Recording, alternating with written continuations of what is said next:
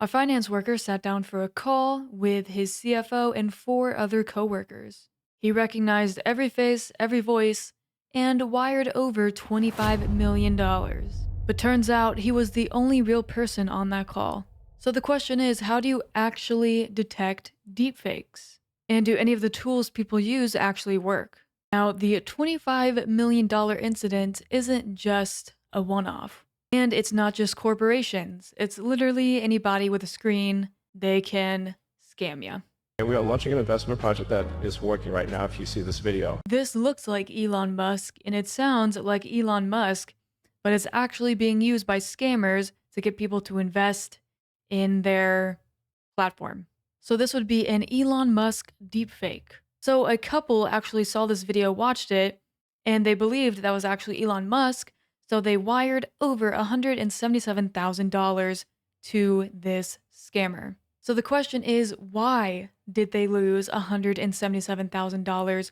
And why did this worker wire over $25 million? There are tools that claim to detect these deepfakes. I wanted to test it in this video. So for these tools, you just upload the deepfake video, image, audio, what have you, and then it kind of shows you a deepfake score. And the tool I use scored the Elon Musk video as a deepfake. So that means the problem would be solved. If you're thinking that, that is wrong.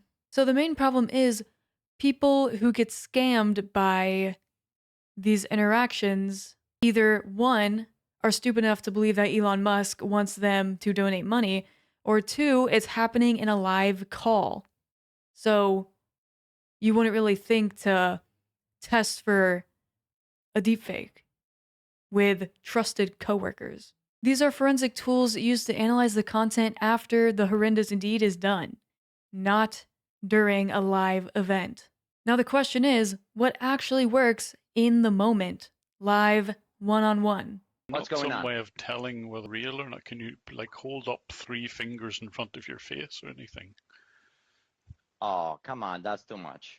Fingers well, I'll do that in here. front of your face is deliberate. So what do you mean? I mean, that's too much. Come on, Ronnie. Why would it affect the AI if it was in front of us? This specific deepfake can swap your face in real time.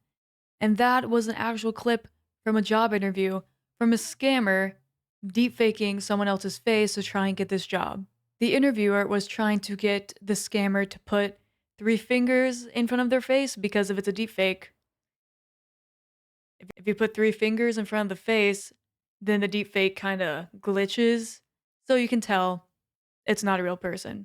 In real time, face swap models are not trained to handle the hand in front of the face. How would I be able to tell? You can see here, he reaches back for the picture on the wall and doesn't turn his face to the side. Yeah. Oh, is that... Sorry, can you hold that up? It's not AI.